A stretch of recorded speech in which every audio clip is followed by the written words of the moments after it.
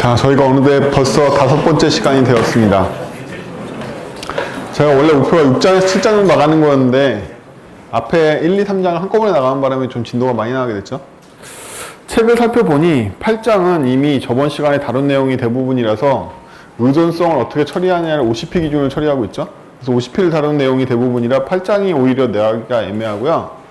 7장 분해편을 오늘 나갈 건데 읽어보신 분들은 알겠지만 장이 짧습니다. 그래서 짧아서 제가 원래 오늘 강의에 7장 9장을 하려고 그러다가 9장은 아무도 안 읽으셨을 거잖아요. 그래서 9장을 나갈 수가 없기 때문에 오늘 7장만 간략하게 나갈 거라서 아마 제 생각에는 1시간 약간 넘으면 오늘 강의가 끝날 거라고 생각을 해요. 그리고 다음 시간엔 8장 건너뛰고 9장 조금 더 보태면 10장 일부 이 정도 나가서 마무리 지을 거예요.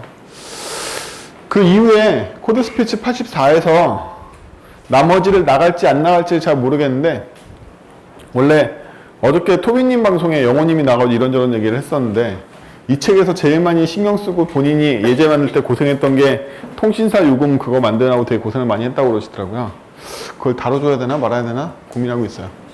만약에 제가 이 이후 84기에서 이 책의 나머지 부분을 나가는 걸 안 한다라고 결정을 하고 다른 주제로 나간다고 생각하면 유튜브 방송이나 다른 기회로 해서 나머지 장수에 대해서 필요한 부분을 정리하는 시간 한번 갖는 걸로 하고 일단 전체적인 계획은 오늘 7장 나오고 다음 주에 9장에서 10장 사이 정도 나가는 걸로 정리하고 마무리 지을 거예요. 오늘 배울 내용은 분해예요. 분해. 그 모으는 거, 합체하는 거, 조립하는 거에 대한 영어 단어가 굉장히 많습니다. 어셈블이라는 단어도 있고요. 컴포지션이라는 단어도 있고 뭐 굉장히 많은 단어가 한 10개 정도 있습니다. 근데 우리가 이 책에서 주로 프로그래밍적으로 조립한 것들은 대부분 컴포지션이라고 불러요. 컴포지션들은 독립되어 있는 부속들을 모아서 하나의 결과물들을 만드는 걸 컴포지션이라고 해요. 그래서 컴포지션 상태에서는 얘가 속성이 바뀌지 않아요. 어셈블 상태에서는 어셈블 되는 그 조립하는 녀석들이 하나하나가 무슨 특성을 갖고 있는 게 아니에요. 조립한 걸로부터 뭔가 만들어진단 말이에요. 따라서 레고는 컴포지션이라고 부르지 않고 어셈블이라고 부른단 말이죠. 레고 블록이 가치가 있는 게 아니라 얘를 어셈블 했을 때 뭔가 나온단 말이에요. 그에 비해서 컴포지션은 하나하나가 다 그 가치가 있어요.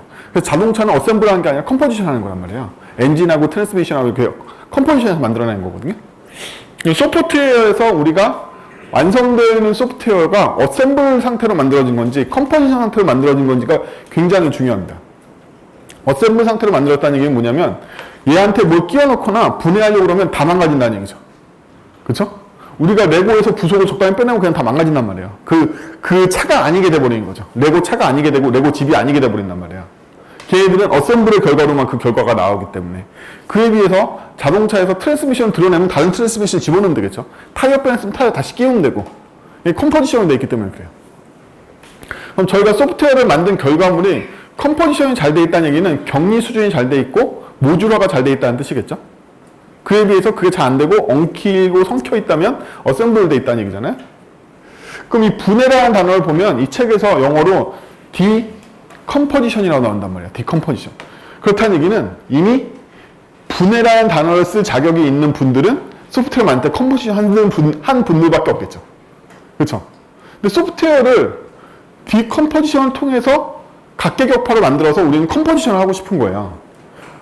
그렇죠? 그럼 이때 말하는 분해는 소프트웨어를 만들기 전에 무엇을 분해하려고 그러는 걸까요? 도메인을 분해하려고 그러는 거죠. 도메인을. 그래서 현실 세계의 복잡한 상황인 도메인을 분해를 해서 컴포지트화되는 컴포넌트를 만들어서 얘네들 각계격파를 한 다음에 컴포지션 하고 싶단 말이에요. 그럼 우리는 어떻게 복잡한 현실 세계를 디컴포지션 할 거냐. 이게 우리의 주제인 거죠. 그렇죠? 현실 세계는 과연 컴포넌트의 구성처럼 예쁘게 정리되어 있는 상황으로 도메인이 구성되어 있을까요? 대부분은 안 그래요. 사람이 하는 일은 언제나 감정적이거나 충동적이거나 비이성적으로 일어나기 때문에 대부분 엉망진창으로 결합되어 있습니다. 여러분 도메인 현장에 들어가면 if가 30개씩 나와요. 왜? 시대 순위로 만들어졌기 때문에 그런 거예요. 안드로이드 API 보시면 API, 코어 API 뒤에 숫자가 붙어 있어. 0, 1 뭐 이런 거. 뒤에 붙인 거야 나중에. 아 이게 아니었어 하고서. 근데 그 이름을 버릴 수가 없으니까 뒤에다 숫자 붙인단 말이에요. 안드로이드 코어 OS에 있어 실제로. 그런 API들이 엄청 많이. 자바에서도 툭 하면 디플리케이트 엄청 시키잖아요. 예를 들면 스택이라는 좋은 이름을 가진 컬렉션은 아예 스택이라는 개 전체가 다 버려졌잖아요. 스택 쓰지 말라고 그러잖아요. 옛날 거라고. 그 이름을 걔가 차지해버린 거죠. 핫스팟에서. 그렇죠? 그런 식으로 이 현실 세계 사람이 만드는 건 시간 순으로 깨달음을 얻거나 시간 순으로 만들어지기 때문에 절대로 예쁘게 격리되어 있는 컴포지션 되어 있지 않아요. 그렇죠? HTML에 똑같은 오류가 있다고 그랬죠. HTML에서 원래 onLoad라는 이벤트는 모든 돔 엘리먼트가 돔이 로딩될 때 일어나는 일이었단 말이에요. 근데 이미지 태그 한정으로 HTML5에서 onLoad를 이미지의 src에 있는 이미지가 로딩될 때의 이벤트로 바꾸고 싶었어. 그쵸? 그럼 그전에는 어떻게 해결했냐는 거야. onLoad는 이미 돔이 로딩될 때라는 표준적인 이벤트에 할당이 돼 있었는데 옛날 이미지 태그는 대체 이미지가 진짜 로딩된 src가 로딩될 때는 어떻게 그걸 발생시켰냐는 거야. 말도 안 되게 isComplete라는 속성이 있어가지고 걔를 계속 조회해서 알게 된단 말이에요. 시간의 순서대로 만들어졌단 말이죠.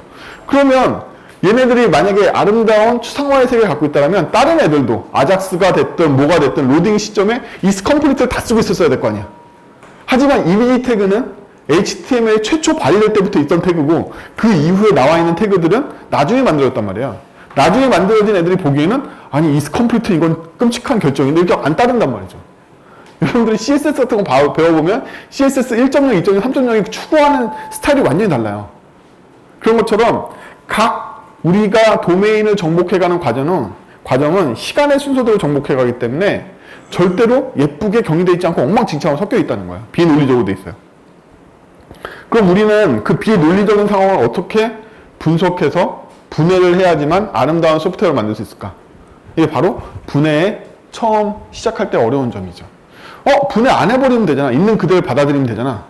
여러분들 여기 있는 사람 한 명을 모델링 그냥 할 수 있어요? 그냥 못하죠. 왜? 우리는 사람을 그대로 모델링 할 수 있을 만큼 고성능 장비가 없어요. 사람의 일부만 추출해가지고 모델링 해야 된단 말이죠. 그렇죠? 그러면 우리가 어떤 걸 취사 선택할 것이냐?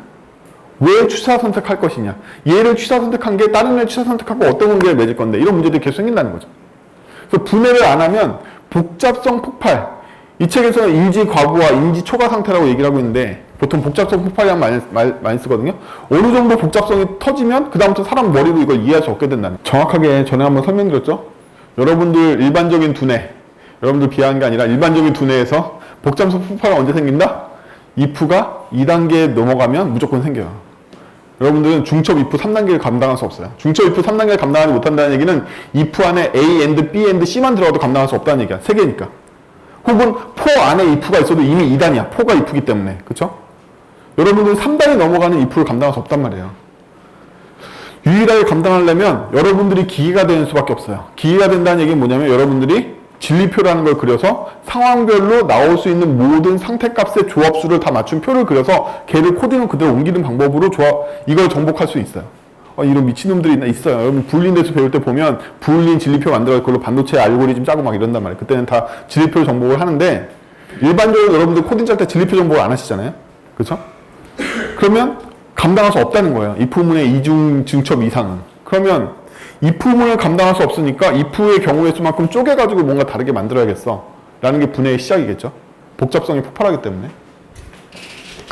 장표도 안 넘기고 이렇게 오래 떠들 수 있어요. 자, 이 책에서는 총 3가지의 복잡한 내용을 분해하는 방법을 가르치고 있습니다. 첫 번째는 펑셔널 디컴포지션이죠. 펑셔널 디컴포지션. 기능적으로 분해한다. 이때 펑셔널은 기능적으로 해석해도 되고요. 실제로 수학에서 쓰는 용어이기도 하기 때문에 함수적으로 분해한다라고 얘기해도 됩니다. 꼭 펑셔널이 저기서 기능적인 그런 뜻은 아니고 함수로이라는 뜻으로 해석하셔도 무방해요. 이건 수학적 용어이기도 합니다. 개발 용어 이전에.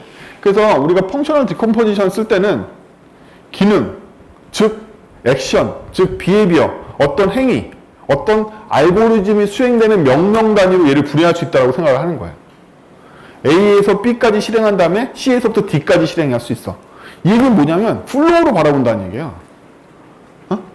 내가 수행해야 될 업무가 시작부터 끝이 있는 하나의 플로우로 바라봤기 때문에 얘를 쪼갤 수 있다고 생각한단 말이죠. 플로우라는 건 반드시 일자로 흐르지만은 않아요. 여러분들 if 배우시면 흐르다가 쪼개지기도 하고 루프를 통하면 다시 돌아올 수도 있고, 그쵸? 플로우에 따라서 프로그램을 쪼갤 수 있다고 생각했기 때문에 펑셔널 디컴포지션이 일어난단 말이에요. 그러면 여러분들은 어떤 도메인을 플로우로 나눌 수 있느냐 이거야. 아닐 것 같지만 대부분 다 그렇게 생각하세요. 내가 새로 핸드폰을 개통해야 돼. 그러면 여러분들은 순간 플로우로 떠오르신단 말이에요. 사람은 플로우 기반으로 생각하는 게 되게 편하기 때문에 플로우로 떠올려요. 어떻게 하죠? 가까운 핸드폰 매장에 가서 상담을 받고 가입 신청서를 쓰고 일련의 절차를 진행하고 나면 내 손에 개통된 핸드폰이 들어올 거야. 이렇게 절차를 생각한단 말이지. 플로우로 생각한단 말이야. 근데 그 중에서 뭐가 빠꾸 맞았으면 다시 돌아가서 뭘 할 거야. 뭐 이런 플로우의 흐름으로 사물을 바라보고 싶어. 핸드폰 개통처럼 어려운 일도 플로우로 바라봤는데 딴 것도 플로우로 안 바라볼까요? 여러분들은 뭐 애인을 사귈 때도 플로우로 처리하시잖아요. 뭐 이렇게 데이팅 앱을 깔아야 돼. 거기서 누굴 만날 수 있어. 그럼 걔랑 다 플로우로 처리한단 말이야. 모든 거를. 되게 어려운 일조차도 플로우로 판단하려고 그러는 사람들의 심리가 있기 때문에 잘 보시면 앱이나 서비스들이 여러분들의 그런 걸 노리고 있어요. 아, 그 복잡한 걸 우리 앱에 쓰면 굉장히 쉬운 절차로 처리할 수 있어. 뭐 이렇게. 그렇죠? 여러분 되게 선호하기도 하고. 이 세상에 제일 어려운 게 뭐죠? 점심 식사 메뉴 결정하는 거잖아요. 그러면 그 메뉴 결정해준 앱들 보면 다 플로우로 돼 있다면 1단계 뭘 골라. 그럼 이렇게 고르면 돼. 그럼 이렇게 할 거야. 이렇게. 그렇죠? 그래서 사람의 뇌가 플로우 처리하는 걸 선호하기 때문에 실제로 여러분들은 플로우로 무언가를 해결하려고 그러는 습성이 있어요. 여러분은 개개인의 습성이 아니라 인간 뇌의 습성인 거죠. 그래서 우리는 플로우를 그리려고 그런단 말이죠. 뭘 하려고 그러면 왜 그런지를 써봐. 이 플로우라는 건요, 명시적으로 흐름도를 그리지 않아도 플로우예요. 대표적으로 여러분들이 아침에 오셔서 투두에다가 오늘의 할 일을 적고 나서 오늘의 할 일을 하나씩 정복해가는 것도 다 플로우인 거고, 다 플로우적인 방식이라는 거예요. 그렇죠? 그럼 그건 뭐다? 내가 할 일을 할 일별로 쪼갤 수 있다라고 생각한단 말이죠. 그럼 어떻게 쪼갰나 생각해 보시라는 거예요. 내가 할 일을 만들 때 어떻게 쪼갰나? 펑셔널하게 쪼갰다. 내가 뭘 해야 되지? what을 기준으로 펑셔널하게 쪼갠단 말이죠. 그렇죠? 근데 이거의 문제점은 뭐냐면 인간이 학습한다는 점이 있어요. 인간이 처음부터 모든 해를 주지 않고 학습하기 때문에 변화가 일어나고 변화에 대응할 때 플로우가 굉장히 취약해진다는 게 문제예요. 자, 우리가 어떤 행위를 하기 위해서 하나의 플로우를 처리하고 있어요. 근데 이 플로우는 뭘 처리하는 거냐? 그냥 있을 리가 없겠죠. 당연히 상태와 결합합니다. 그래서 이 플로우는 저 주황색 상태를 처리하기 위한 플로우예요. 오케이. 다음 단계에서도 주황색 플로우를 다시 가공하려고 그러겠죠. 첫 번째 단계에서는 이니셜라이즈를 했으면 두 번째 단계에서는 뭐 네트워크에서 동기화를 하든지 뭐라든지 두 번째 단계에 처리하려고 할 거예요. 근데 우리 이때 뭘 발견하냐면 얘가 하늘색을 쓴다는 생각을 알게 된다는 거예요. 아, 내가 이 데이터를 처리하려면 얘만 있는 게 아니라 애초부터 이런 데이터가 있어야 되는구나. 보면 이 데이터들은 플로우 바깥쪽에 있는 전역 변수죠. 책에 나오는 것처럼. 책에 그 인플로이 데이터가 배열로 전역 변수 제공되고 있잖아요. 그러면 이때 뭘 깨달았냐면 아, 시간제 근무제를 위한 배열이 다시 필요하구나라는 걸 깨닫게 된단 말이에요. 이 시점에. 처음에는 직원에 대한 데이터가 그냥 단순 데이터만 있으면 되는 줄 알았더니 뭔가 샐러리에 대한 텍스를 계산하는 순간 깨닫게 된단 말이에요. 아, 여기에 시간제 근무자를 분리할 수 있는 데이터가 추가로 필요해라는 걸. 그럼 얘는 여기만 있으면 될까요? 처음부터 존재하니까 저기서부터 있어야 되는 거죠. 그렇죠? 전역 변수니까. 얘가 이쯤에서 쓰려고 그러면 이때 생성된 게 아니라 처음부터 존재한단 말이에요. 제가. 그러면 이미 여기 데이터가 여기 데이터 두 개가 생겼으니까 이 플로우는 이미 오염됐죠. 왜일까요? 이 플로우를 만들 때는 얘만 있다고 가정하고 짰잖아요. 근데 얘가 등장했잖아. 처음부터. 그럼 얘는 이 로직은 이미 오염돼가지고 처음 다시 만들어야 돼. 기반으로 하고 있는 상태가 달라졌기 때문에.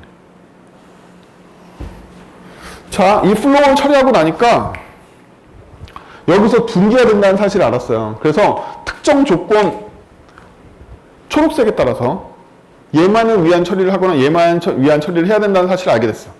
하지만 이 특정 조건 초록색은 이 개별 처리를 위한 분기점에만 사용되고 딴 데는 사용되지 않기 때문에 여러분들이 여지껏 배우셨던 절차적인 변수의 격리 기법.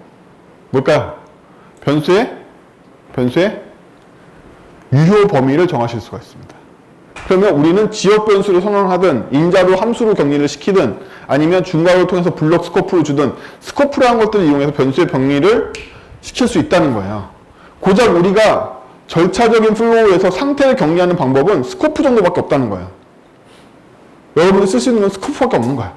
그럼 얘는 우리가 그나마 스코프로 벗어날 때 없다라는 걸 보장할 수 있기 때문에 이 단계를 추가했다고 해서 여기를 고칠 필요는 없게 되는 거죠. 상태는 여기에만 소속되니까. 그렇죠? 이런 스킬 정도는 쓸 수 있어요. 그러니까 여러분들이 쓸 수 있는 유일한 스킬은 이거밖에 없는 거죠. 절차를 차근차근 플로우로 진행하는 시스템에서 여러분들이 상태 때문에 전체 회귀 테스트를 다 하거나 로직을 다 검토하지 않을 유일한 방법은 스코프밖에 없는 거죠. 그래서 여러분은 베리어블스 스코프를 항상 짧게 선언하고 되도록이면 빨리 라이프 사이클을 끝나게 만들라는 조언들을 많이 들으셨을 거예요. 언제부터 내려온 거다? 옛날 프로시저형 프로그램들 짤 때부터 내려오는 조언이에요. 왜? 유일한 수단이거든. 여러분들이 이 초록색을 도입했을 때 여기를 건드리지 않아도 된다고 확신할 수 있는 유일한 방법은 스코프를 지정하는 것밖에 없어요. 그러니까 여러분들이 여지껏 들어왔던 수많은 조언들, 스코프를 짧게 지역 변수로 블록 안으로 넣어야 돼, 빨리 끝나게 해야 돼 라는 조언들은 다 여기서 온 거란 말이죠. 왜? 쓸 수 있는 방법이 이거밖에 없거든. 그리고 나서 우리는 최종적으로 다시 마무리 작업을 해요. 재수없는 건 뭐죠? 이때 깨달은다는 거야. 얘가 필요했다는 사실을. 사람이 이렇다는 거지. 이게 문제야. 그럼 어떻게 된다? 이렇게 되고 그러면 이렇게 되는 거죠. 이게 바로 여러분들이 맨날 밤을 새시는 이유입니다. 이게 바로 여러분들이 맨날 밤을 새는 이유예요. 어디서부터 욕하죠? 이때부터 욕하는 거죠. 이 새끼가 이제 와서 이걸 해요. 이때 깨달으니까. 이게 사람인데 이때 와서 이걸 넣으면 이렇게 되는 거죠. 자, 이렇게 만들어진 이유는 다 누구 잘못이다? 다 여러분들 잘못이에요. 다 여러분들 잘못입니다. 그래서 분위기가 안 좋은 팀을 보면 항상 기획자와 싸우거나 항상 팀장하고 싸우거나 이래요. 예. 왜냐면 이거 다 만들어야 되니까 다시. 만든 게 다 허사되고 QA 했던 거 다 무효화되고 이렇게 된단 말이죠. QA팀도 그 팀에서 맨날 짜증내죠. QA 일정 할당해가지고 다 테스트 해줬는데 다시 무료 돌아가잖아요. 회계 테스트 다 해야 되니까. 그래서 이 팀은 항상 분위기가 안 좋아요. 분위기가 안 좋습니다. 그러면 이 빨간 불이 타오르지 않으려면 제가 처음부터 얘네들 알고 있는 수밖에 없겠네요. 그럼 불이 타오르지 않고 차근차근 만들었을 거 아니에요. 그래서 이게 유효한 방법은 오직 뭐밖에 없다? 여러분들이 마틴 파울러나 켄트백이 되시는 수밖에 없어. 나한테 설계를 맡기면 미래를 예측해서 처음부터 난 이 세 가지를 알고 있지. 이 경우에만 이가 통한다는 거야. 그러니까 제가 여러 번 슬픈 얘기를 드리지만 그 마틴 파울러나 마틴 옹이나 뭐 이런 아저씨들은 어떻게 짜도 괜찮아. 어차피 이걸 다 분석할 수 있거든. 이 시점에. 본인의 팀에 이걸 어떻게든 분석할 수 있는 그런 역량을 가진 사람이 속속돼 있으면요. 그 팀이 불행해질 가능성이 굉장히 높아요. 왜냐면 그 사람은 이렇게 짜도 된단 말이지.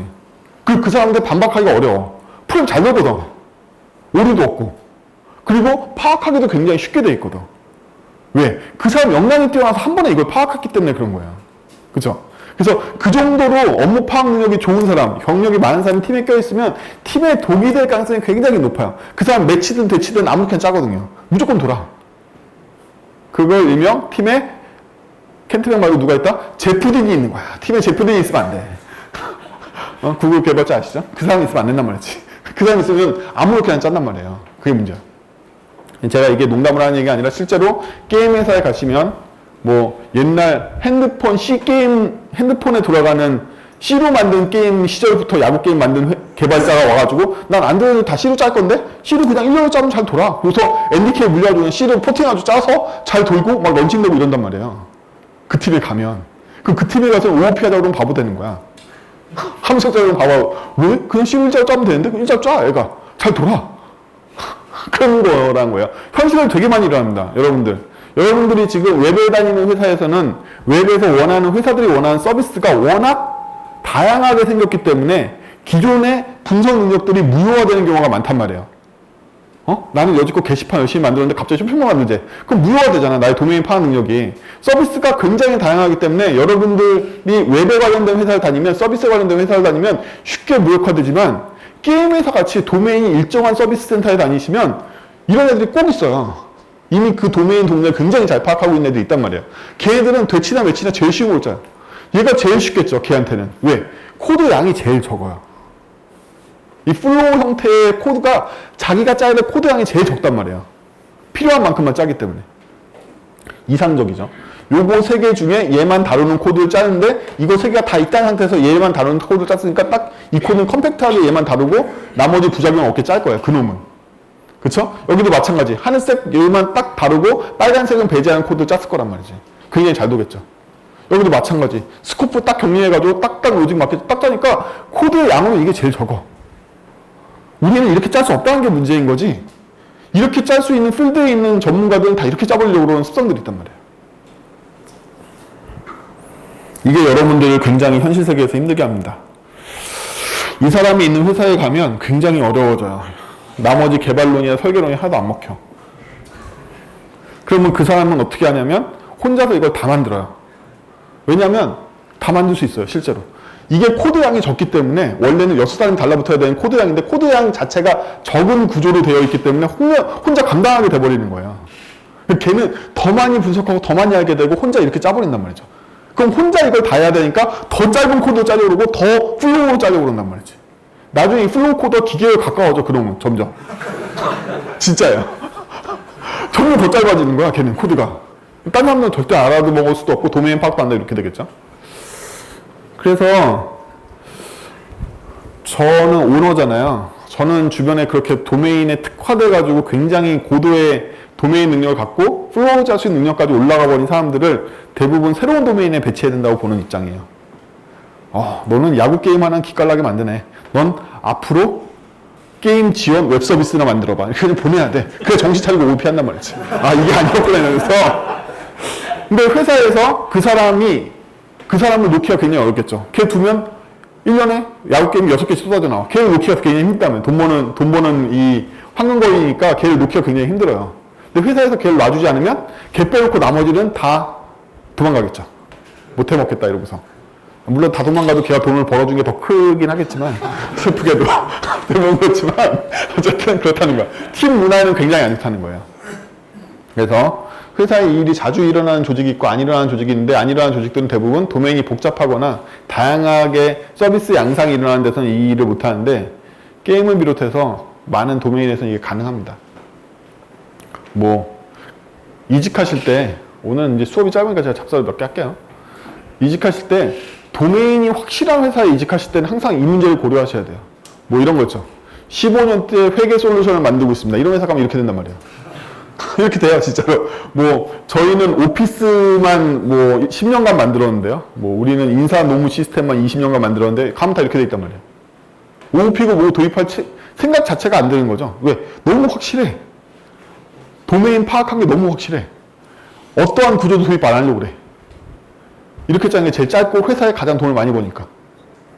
그래서 그런데 옮기실 때는 이런 각오를 하고 가셔야 돼요. 거의 복지가 좋다 하더라도. 그쵸? 그리고 그 회사가 특정 솔루션으로 돈을 굉장히 많이 벌어. 예를 들면 무슨 설계 소프트웨어로 굉장히 그 하나로 돈을 떼돈을 벌고 있다고 생각해 보시면 거기 코드는 이렇게만 짜고 더 이상 유지보수할 필요도 없잖아요. 그럼 나머지 회사 사람들은 뭐 하고 있을까요? 쓸데없는 거 한단 말이야.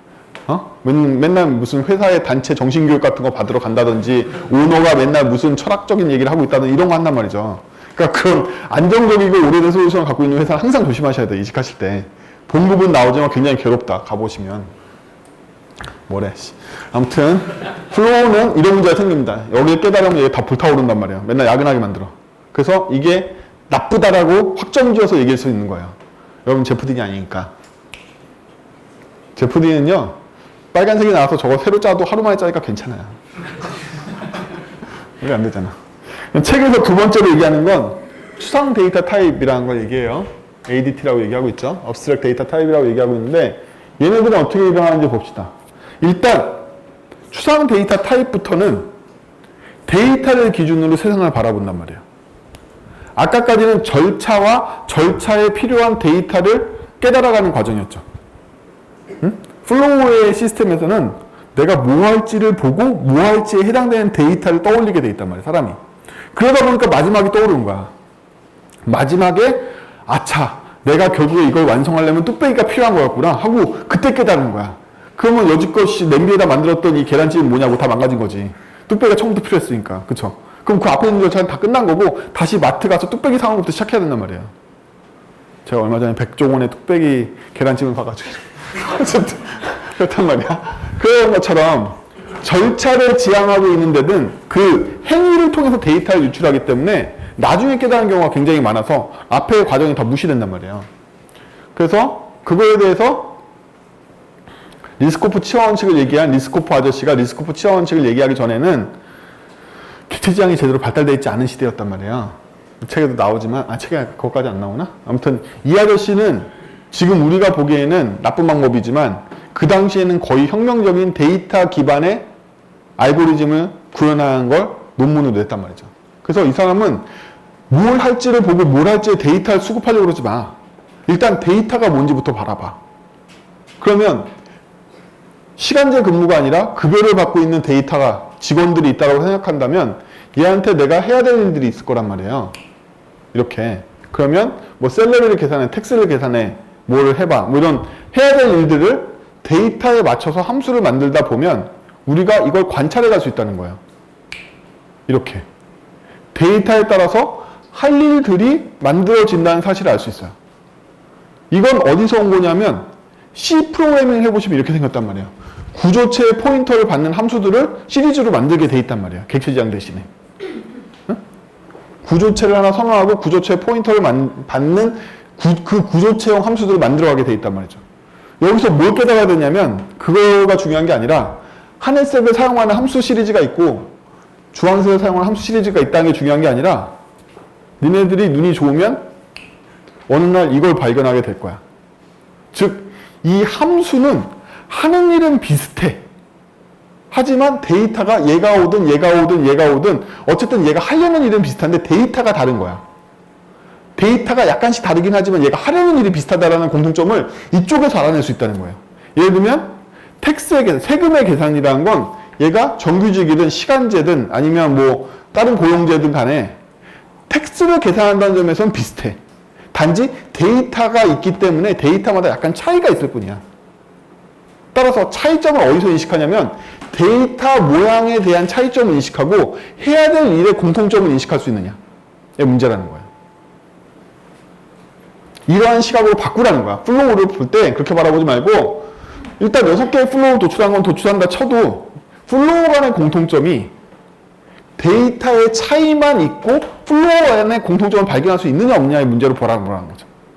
만약 여러분들이 데이터만 약간 다를 뿐이지 2% 데이터를 나누면 될 뿐이지 플로우가 하는 일을 추상화된 단계에서 인식할 수 있다면 예를 들면 어떤 고용트 간에 나는 너의 세금을 계산해주고 싶어 라고 추상화된 레벨에서 이해할 수 있다면 이렇게 묶일 수 있다는 거죠.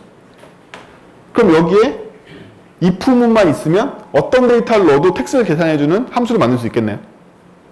그쵸? 이 안에 if문만 넣어준다면 if 이거일 때만 넣어준다면 우리는 텍스를 계산할 때 범용으로 이 함수를 사용할 수 있을 거라는 거예요. 이렇게. 이걸 발견할 수 있냐는 거지. 이걸 발견하라는 얘기죠. 리스코프 아저씨의 얘기는 이걸 발견하라는 거야. 이렇게 사고하라는 거죠. 발견하라기보다. 텍스를 계산해. 셀러리를 계산해. 뭐 들어오는 데이터가 다르면 다른 거에 맞춰서 계산해주면 되지. 중요한 건 데이터에 맞추는, 플로우에 맞추는 그런 게 아니라 텍스를 계산해 라는 추상화를 할 수 있냐로 묻고 있는 거예요. 그렇죠? 그러면 이렇게 만들어진 함수에는 내부적으로 필연적으로 뭐가 들어간다? if문이 들어가겠죠. 데이터에 따라서 텍스를 계산하는 법, 데이터에 따라서 셀러리를 계산하는 법이 다 들어가 있을 테니까. 바깥쪽엔 어떻게 노출된다? 셀러리를 계산해줬어. 텍스를 계산해줬어. 이렇게 노출되는 거잖아요. 내부 안에서 먹은 거죠. 어떻게? 정규직의 셀러리를 계산하는 방법, 시간제의 셀러리를 계산하는 방법을 안에서 먹어버렸단 말이야. 그럼 이 안에 if가 있는 거잖아요. 그쵸? 원래는 두 가지 경우인데 한 가지 경우를 외부에 노출하고 있는 거란 말이에요. 이렇게 묶었기 때문에. 이게 어렵단 말이에요. 그래서 이 안에다가 if문이나 스위치문을 수용해서 케이스, 상태를 수용하면 뭐가 좋을까요? 좋은 점이 있나요? 있죠. 모든 텍스에 대한 지식이 일로 다 모여요. 시간제가 됐든 정규직이 됐든 텍스를 계산하는 공식이 여기에 다 모여 있단 말이에요. 우리가 코드 응집성이 굉장히 높아져서 관리하기가 편해져요. 안 그러면 객체지향을 써서 형으로 다 나눠줬으면 시간제 텍스를 계산하는 건 시간제 쪽 클래스 어딘가에 처박혀 있을 테고 정규직의 텍스를 계산하는 건 정규직 어딘가에 처박혀 있겠죠. 근데 얘는 이 안에 예쁘게 들어있다는 거예요. 단점은 당연히 여기다가 케이스 늘릴 때마다 케이스가 더 늘어나야 된다는 게 단점이지만 이 안에 지식을 모아둘 수 있다는 게 굉장히 장점이야. 그래서 지금도 선호하는 회사가 굉장히 많습니다. 이걸. 나중에 저희가 코드를 보겠지만 잘 구분 안 돼요. 예. 잘 구분도 안 되기 때문에 제가 오늘은 다른 방식으로 보여드릴 거지만 여러분들이 만들고 나서 내가 이렇게 만들었나 저렇게 만들었나 내가 만든 게 혹시 ADT인가? 확인하려면 굉장히 어렵단 말이에요. 어쨌든 이 안에서는 지식을 모아둘 수 있다는 장점 때문에 이걸 굉장히 어필하게 됩니다. 이 방식을 쓰는 사람들은 굉장히 이걸 어필하게 돼요. 왜 이게 되게 좋다는 걸 어떻게 어필하냐면 이 안에 모든 지식이 모여있다라는 말을 바꾼 어떤 형태로 이걸 굉장히 어필한단 말이에요.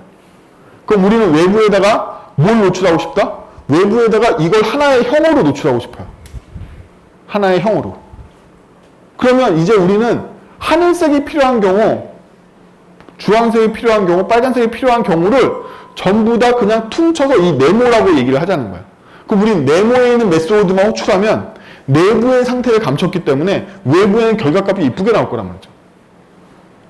예로 따지자면 얘가 시간제 고용인이기도 하고 또한 정규직이기도 하고 다 얘가 커버하는 거예요. 계약직이기도 하고 무조건 다 이걸로 만드는 거예요. 형이 하나인 거죠. 이 안에 각각의 상태들을 다 수용해주고 거기 내부 상태에 맞춰서 메소드가 외부에는 결과값을 예쁘게 던져주고 있는 거죠.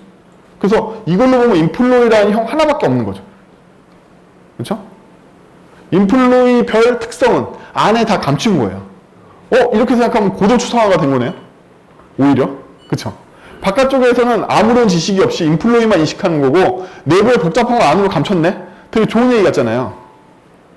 이렇게 설득한다는 거야. 팀 내에서 ADT를 쓰고 있는 애들이 있으면 다 이렇게 설득한다는 거지.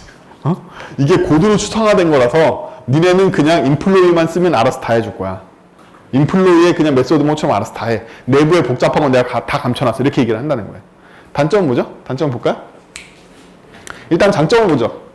안에 등장 가능한 모든 상태를 다 수용하고 있으므로 제가 메소드를 추가할 때 외부에 노출되지 않고 안에서 다 해결할 수 있어요. 제가 새로운 메소드 그레이를 추가했는데 이 그레이 보면 내부에 이미 상태들을 다 알고 있기 때문에 내부 상태가 이 한 개라는 걸 명확하게 알고 있어서 딱 3개의 분기만 해주면 그레이를 추가할 수 있어요. 추가하는 코드가 요만큼이죠. 요거 하나. 이러면 저희는 인플로이라는 이 ADT에 메소드를 계속 추가하는 게 굉장히 쉽다는 거예요. 그쵸? 기능을 늘리기가 굉장히 쉽다. 코드 안에 적어. 버그도 잘 안 일어나. 이 3개를 확실하게 알고 있으니까. 내부 사정으로. 외부의 영향도 거의 없어. 외부에서는 그냥 인플로의 메소드가 늘어난 걸로 보인단 말이에요. 좋죠? 라고 설득을 해요. 또. ADT가 책에서 나온 것처럼 쉽게 구분해서 여러분들이 피해갈 수 있냐면 그렇지 않아요. 내부에 많은 설득 로직이 있습니다. ADT가 대부분 이겨요. 여러분들은 ADT를 깰 만한 로직을 가지려면 이 책을 외우셔야 돼. 이 책을 외워서 객체지향이 얼마나 좋은지를 구석구석까지 다 반론할 수 있을 정도로 체화되지 않으면 ADT가 좋다라는 로직을 깨기가 굉장히 어렵습니다. 제가 실제로 예로 설명하고 있는 것처럼 ADT를 깨기가 쉽지 않아요. ADT는 바깥쪽에서 보면 고도 추상화로 돼 있고 내부의 기능 확장도 굉장히 쉬워서 유연한 것처럼 보인단 말이에요. 하지만 ADT에 새로운 유형의 데이터가 추가되는 건 굉장히 다른 문제를 일으켜요. 얘는 이게 쥐약인 거죠. 이런 일을 해야 돼요. 단지 상태 하나가 추가되는데 모든 메소드의 코드가 다 바뀌어야 되는 거죠. 작업량이 갑자기 엄청나졌죠? 그쵸? 모든 전체 클래스를 다 불태워가지고 다시 만들어야 된단 말이에요. 하나도 안 빼놓고. 이게 바로 ADT의 취약점이에요. 상태가 늘어나면 ADT 전체 클래스가 파기되고 새로 만들어야 돼. 뭐 거의 다 그레이가 됐잖아요. 다 새로 만든 거랑 마찬가지잖아. 그쵸? 그럼 우리는 ADT를 쓸 때 ADT를 좋다라고 계속 얘기하는 사람을 이기려면 이 케이스로 이길 수밖에 없겠죠? 그쵸? 이 케이스로밖에 이길 수 없다는 얘기는 뭐죠? 인플로이를 ADT로 만들려고 하는 사람이 여기 있어요. 근데 이거는 ADT로 만들면 안 되고 OOP로 만들어야 되라고 설득하려면 우리 회사는 앞으로 다양한 고용 형태를 늘릴 거야를 설득해야 돼. 근데 이 사람이 뭐라고 그러냐면 우리 회사는 지난 20년간 계약직, 고용직, 시간제 3가지 유형밖에 안 나왔어. 근데 왜 이걸 객체지향으로 만들어 이렇게 나온단 말이야. 못 이겨. 솔직히 못 이겨. 이거 이기기 굉장히 어려운 거죠. 이게 없다는 얘기니까 이게 없으면 이 일이 안 일어나요. 그러면 장점밖에 없단 말이야. 그래서 이길 수 없다. 이 책에서도 어떻게 얘기하고 있냐면 기능이 주로 추가되고 데이터의 변화가 없다라면 ADT 나쁘지 않은 선택이다 이렇게 얘기하고 있어요. 그렇죠? 그래서 어떤 케이스? 초록색이나 보라색이나 까만색이 추가되는 일들이 자주 일어난다면 ADT는 쥐약인 거죠. 그렇지 않다면 이 안에 상태가 안정화되어 있다면 ADT 괜찮아. 선택의 문제다.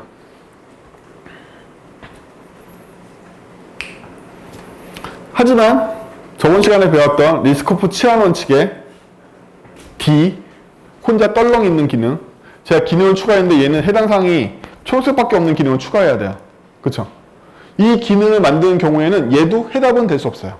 이건 그냥 못 풀어. 그쵸? 왜? 얘한테 이런저런 상태가 들어있는 경우 얘는 작동 안 해야 되죠. 그럼 이 메소드는 자동으로 두 가지 의미를 가져요. 다른 메소드들은 상태에 따라서 무언가를 해준다라는 의미를 갖는데 얘는 상태가 초록색일 땐 작동하고 아닐 때는 임의의 예외 값을 내놓을 거야 라는 의미를 갖게 돼요. 그러니까 얘만 다른 녀석인 거죠. 특이한 녀석인 거죠. 그쵸? 그래서 얘도 특이해진단 말이에요.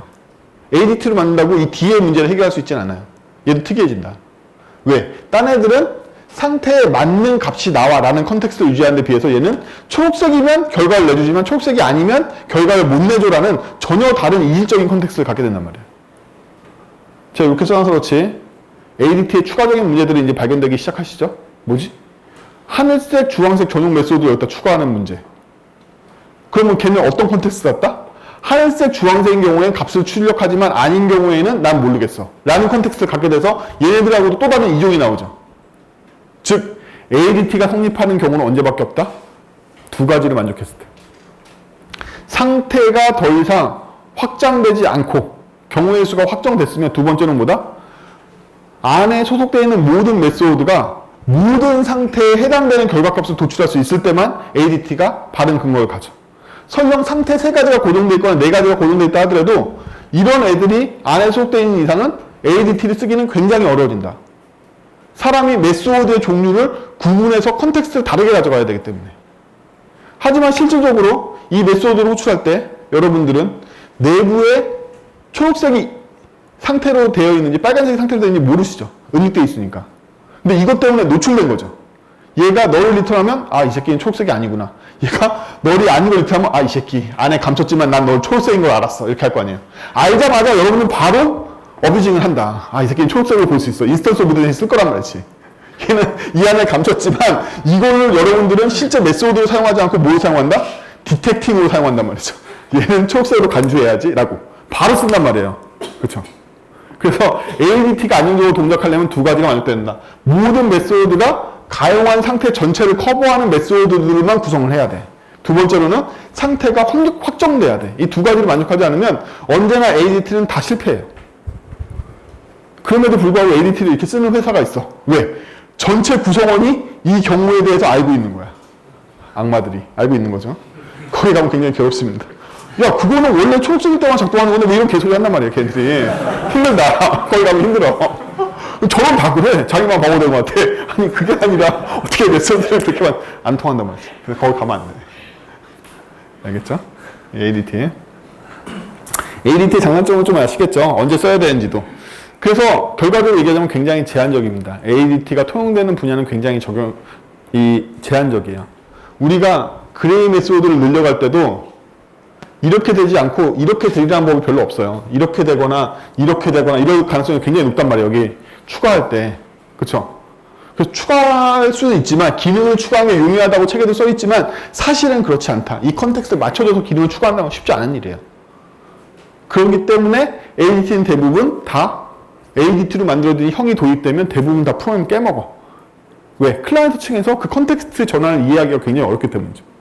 방금 전까지는 다 괜찮은 건데 갑자기 초록색일 때만 되는 게 나오고 방금 전까지는 다 괜찮은데 갑자기 하늘색일 때는 안 되는 놈이 나오고 이런단 말이에요. 그쵸? 이걸 바르게 짠다는 건 물론 그 팀이 맨날 그 짓만 하고 있으면 15년 동안 그러면 하겠지. 그냥은 굉장히 어려운 유지보수 코드를 만드는 거죠. 안타깝게도 진실을 말씀드리자면 여러분들은 객체지향을 짰을 때 대부분 ADT로 짜요. 따라서 여러분들이 짠 코드를 남이 유지보수하려고 그러면 똑같은 문제 되고 여러분들은 그걸 뭐라 부르냐면 레거시라고 부릅니다. 그래서 여러분들이 어딘가 가면 다 모든 코드가 뭘로 보인다? 레거시로 보여. 근데 걔네들은 그걸 레거시라고 안 보여. 이런 문제인 거죠. 클래스가 ADT로 돼 있으면 대부분 레거시가 돼요. 일단 나중에 본인도 까먹고 이거 초록색 때만 되는 거였지 이렇게 나온단 말이야. 웃지 마세요. 여러분들이잖아요. 그게 여러분들이세요. 그러니까 맨날 과거에 자기를 규탄하지. 뭐 이런 느낌입니다. ADT에 대해서 좀 이해가 되셨죠? ADT가 핵심이에요. 여러분들 ADT가 뭔지를 정확하게 이해하지 못하시면 여러분 코드가 ADT가 아니게 짤 수가 없어요. 여러분은 대부분 ADT로 짠단 말이에요. 코드를. 자, 이제 오브젝트 오리엔티드에 대해서 배우겠습니다. 오브젝트 오리엔티드는 완전히 다른 접근 방법을 쓰고 있죠. 이거 다음 슬라이드 가봐. 백. 가. 자, 오브젝트 오리엔티드는 먼저 아예 추상화하는 방식이 연산을 먼저 정해놓고 연산을 추상화한 다음에 연산을 상속받는 무언가를 만들게 되는 거죠. 왜 상속받았다? 상태 때문에. 객체지향의 사고방식에서는 아예 상태가 없는 수준의 추상화를 먼저 시킵니다. 그렇죠? 상태가 없는 수준의 추상화를 먼저 시키고 상태에 따라서 상속 구조를 바꿔가면서 형을 더 만들어내는 구조예요. 따라서 객체지향은 형을 늘려가는 구조예요. ADT는 형을 줄여가는 과정이죠. 아까는 하늘색 형도 있었고 초록색 형도 있었고 빨간색 형도 있었는데 ADT가 묶어가지고 그냥 ADT 그 하늘색 박스 안에 다 때려박고 형 하나로 줄였잖아요. 그래서 ADT를 이용하면 상태에 따라서 형이 줄어들어요. 오히려. 근데 객체지향을 이용하면 상태마다 형이 늘어나. 심지어 이 형을 늘릴 뿐만 아니라 이 상태들에 따른 형이 통합할 수 있는 위에 추상형도 필요하기 때문에 형이 엄청 늘어나. 더 늘어났죠? 아까까지는 하늘색, 빨간색, 주황색밖에 없었는데 지금 이런 애가 하나 더 늘어났잖아요. 그렇죠? 이게 바로 ADT하고 근본적으로 생각하는 방식의 차이점인 거예요. OOP에서는 먼저 얘가 해야 될 연산부터 정의를 하고 연산이 상태에 따라서 달라지는 것만큼 형을 만들어버려요. 단계가 이렇다는 거예요. 연산을 정의한 다음에 연산이 형별로 어떻게 될지를 생각해보고 형을 나눠서 다 전개해서 만들게 되는 거죠. 그만큼의 형을 더 만들어. 그래서 추상형이라고 부르지 않는 거예요. 얘들은 다 구상형이야. 물론 여기 추상형 나오지. 근데 왜 나왔다? 구상형을 만들기 위한 공통적인 껍데기가 필요해서 만들어진 거지 진짜 주인공들은 얘네들인 거죠. 얘가 주인공이 아니잖아. 얘가 진짜 주인공이지. 그래서 객체지향에서는 오히려 형을 늘려. 형을 늘리고 형을 한꺼번에 인식하기 위한 대표자로 얘를 보고 있을 뿐이지 실제로는 대표자로 얘를 봐서 얘를 호출해보면 레이지 바인딩을 통해서 얘 걸 호출하게 되는 거죠. 그렇죠? 우리가 인터페이스에 있는 메소드로 호출한다고 객게 호출되는 게 아니라 실제로 얘를 상속받은 구상 클래스의 메소드로 레이지 바인딩 돼서 얘게 호출됐잖아요. 그래서 이 레이지 바인딩 구조를 이용해서 레이지 바인딩이 나중에 나온 기술이에요. 레이지 바인딩을 이용해서 형을 늘려가는 정책을 쓴단 말이에요. 그래서 객체지향을 쓰고 ADT를 썼냐는 한눈에 알아볼 수 있어요. 형이 줄었냐 늘었냐로 알아볼 수 있다. 객체지향은 최소 형이 더 늘어나. 최소 하나는 더 늘어나. 이 과정에서 더 늘리면 더 늘리지 줄어드는 일이 안 생긴다는 거예요. 원래 상태 값의 종류에 비해서 형이 더 생기면 더 생기지 줄어드는 일이 안 일어나요. 그럼 여러분들의 프로젝트에서 클래스가 다형적으로 형이 많아지고 있으면 객체지향의 확률이 일단 높은 거죠. 일단. 형이 계속 줄어들고 뭔가 추상화되어 있는 멋있는 그럴싸한 게 나오기 시작하고 있어. ADT인 거야. 그게 그럴싸한 게 아니라. 그게 그럴싸한 게 아니라 ADT인 거야. 자, 압도적으로 유리하죠. 아까 ADT 상황에서는 초록색이 추가됐을 때 전체 추상형이 불타올라서 전부 다 그레이가 돼버렸죠. 지금은 아무데도 영향을 주지 않고 정확하게 초록색에 필요한 코드만 만들 수 있게 됐죠. 이래서 객체지향은 상태 추가에 굉장히 강합니다. 여파를 끼치지 않고 정확하게 초록색만큼만 만들면 돼요. 코드를. 그래서 아까 메소드가 상태별로 전체를 if로 관리하던 거에 비해서 지금은 상태만큼 객체의 클래스형을 만들어버리고 있는 거죠. 왜요? 우리 저번 시간부터 계속 배웠잖아요. 아까는 함수 안에 if문을 넣어서 상태를 구분했는데 왜 지금은 if문을 없애고 상태만큼 별도의 메소드를 만들어냈을까요? if를 누구한테 맡기려고? 얘네들을 사용하는 쪽으로 옮기려고. 클라이언트 쪽으로 밀어내려고. 아까는 어디 있었다? 함수 안쪽에 if가 있었단 말이야. if를 없애는 방법은 하나밖에 없다고 했잖아요. if는 없어지지 않는 거기 때문에 if를 없애는 유일한 방법은 클라이언트 쪽으로 if를 밀어내고 대신에 if에 해당되는 케이스만큼의 객체를 만드는 수밖에 없다고 했잖아요. 그게 바로 객체지향인 거야. 아까 ADT로 돌아가 보면 함수 안에 if문이 있었단 말이에요. 이 if문을 어떻게 옮기느냐? 방법 하나밖에 없다는 거야. if를 클라이언트 쪽으로 밀어내고 클라이언트 쪽으로 클라이언트 쪽으로 밀어내고 경우의 수만큼의 객체를 만들 수밖에 없다는 거예요. 그쵸? 이렇게. if는 이제 여기에는 안 보이고 클라이언트 쪽으로 밀려났죠. 클라이언트에서 if를 선택했다라면 if에 해당되는 객체를 선택하게 될 테고 그 객체한테 연산시키면 딱 객걸로 실행되니까 if가 필요 없어지는 거죠. 이게 첫 시간부터 얘기하는 OOP의 원리란 말이에요. OOP는 뭘 하고 싶은 거냐면 복잡성 폭발을 제거하고 싶어. 여러분들이 2단 if를 쓰고 있다면 2단 if를 다 없애려면 전략 객체가 2층으로 필요해. 그냥 그뿐인 거야. 기계적인 거란 말이야. 여러분들이 1단 if를 없애고 싶어. 전략 패턴을 1단계만 쓰면 돼. 2단을 없애고 싶으면 전략 패턴 안에 있는 전략 객체가 다시 전략 객체를 가지면 돼. 바깥쪽에서 공급하면 되겠지. 루비가 뭐죠? 2단계 전략 클래스를 쓰고 있는 거죠. 어떻게? 팔러시가 컨디션을 갖는 걸로. 원래 2단 if였을 거 아니야. 팔러시일 때 if인 2단 if로 돼 있을 거 아니에요. 1단 if를 덜어낼 때 팔러시를 맞는 거고 팔러시 안에 있는 if를 제거할 때 컨디션을 다시 맞는 거란 말이에요. 그러니까 마지막 클라이언트 코드가 어떻게 됐죠? 팔러시에 생성되어 있는 컨디션을 꽂아주고 이 팔러시를 다시 무비한테 꽂아주는 걸로 돼 있잖아요. 전략 객체를 바꾼 거란 말이에요. 이렇게 형을 나눠가지고 안에 있던 if를 2단 if를 제거하기 위해서 2단 전략 객체의 패턴을 쓴 거란 말이에요. 여러분들이 코드 안에 3단 중첩 if가 있으면 전략 객체가 3단이라는 얘기야. 굉장히 간단한 거. if를 바깥으로 빼는 방법은 하나밖에 없는 거야. if를 제거하는 방법은 if를 다 없앨 수 있긴 하다. 어떻게? 클라이언트 쪽으로 if를 옮기고 그거만큼의 경우의 수의 형을 만들면 되니까. 그냥 공식이란 말이에요. 어렵지도 않아. 그쵸? 그냥 공식인 거야. 이게 바로 그 형태인 거죠. 원래는 함수 안에 있던 4가지의 경우의 수를 4가지의 객체로 분리해버리고 바깥쪽에서 얘들 선택해서 들어오게 하니까 if가 바깥쪽으로 옮겨진 거란 말이에요. 누군가 선택을 해야 되겠지. 빨간색을 쓸지 초록색을 쓸지. 아까는 함수 안에 선택했는데 지금은 함수 바깥쪽 클라이언트 코드에 선택해서 그 중에 하나를 만들어서 줄 거란 말이지. 우리는 개를 호출하면 if를 바깥쪽에서 처리한 것처럼 돼서 마치 내부에 if 있던 것처럼 딱 이 로직이 실현될 거란 말이에요. 이게 객체지향인 거예요. 안 어렵죠? 이걸 사용하면 객체지향이라서 객체지향에서는 상태를 추가하기가 굉장히 좋은 거죠.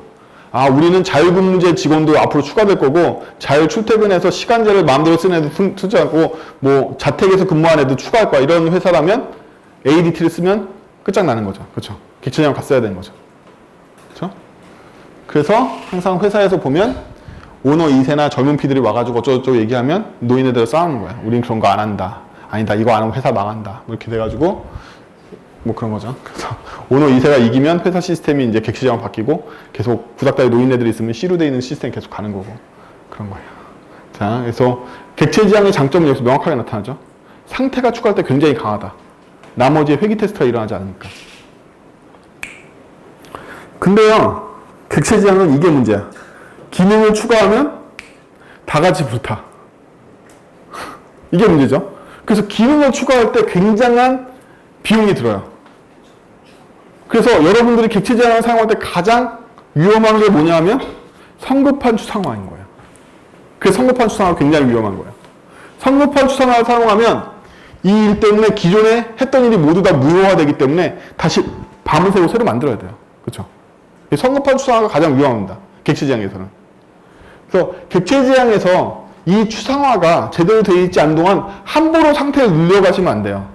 상태가 만약에 얘만 있었다면 여기다 여러 군데 추가해보고 삭제해보고 하는 실험이 얘한테만 영향 끼치기가 크지 않겠죠.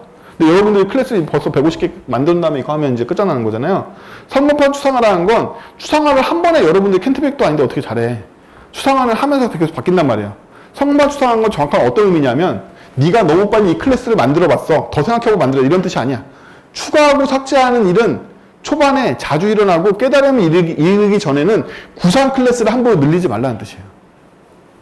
그럼 얼만큼만 늘려야 된다? 이걸 추가해도 되는지 확인할 수 있는 키 케이스까지만 구상 클래스를 늘려봐야 되는 거야.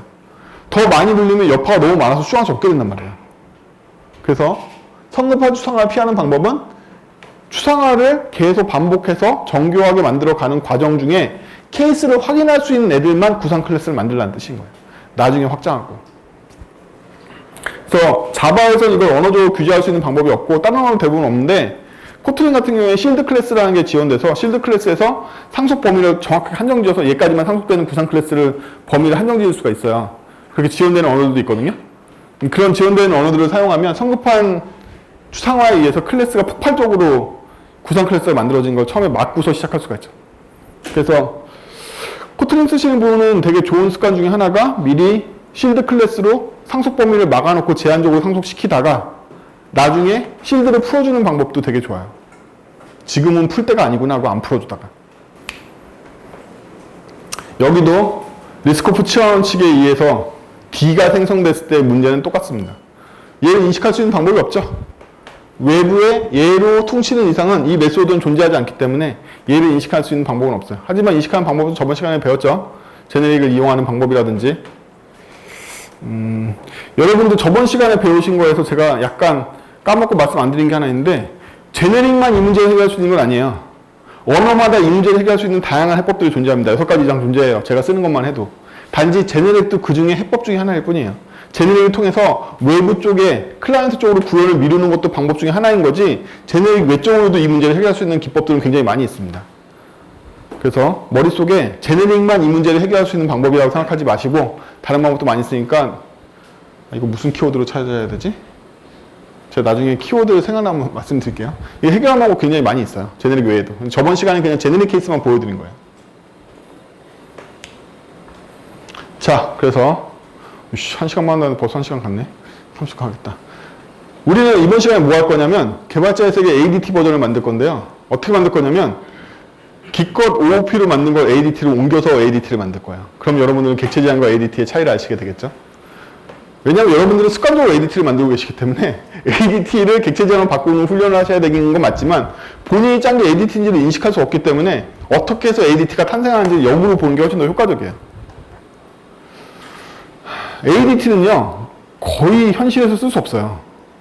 왜냐하면 기능이 확장되거나 형이 확장되는 건 프로젝트가 진행되면서 자연스럽게 일어나는 일이에요. 완전히 성숙화되어 있는 프로젝트가 더 이상 변화가 없다라면 몰라도, 근데 소프트웨어, 이 책에서 말하고 있는 소프트웨어의 유일한 원칙이 뭐죠?